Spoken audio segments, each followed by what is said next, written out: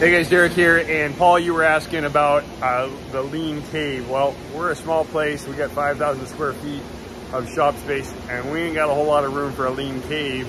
So we've improvised. We have a lean improvement cart.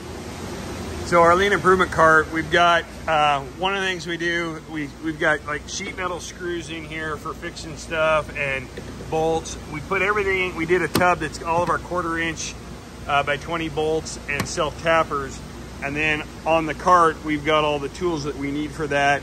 We've got other screws and items and stuff in here on top of it, tools, level, and stuff like that. We've got our Kaizen tape, or not Kaizen, but you know, that GPS tape, and other items on here, different fast caps and arrows, that kind of stuff, zip ties, magnets, this clear stuff that we use. We use this pipe a lot for holding tools and things like that. So we got everything that we need on there.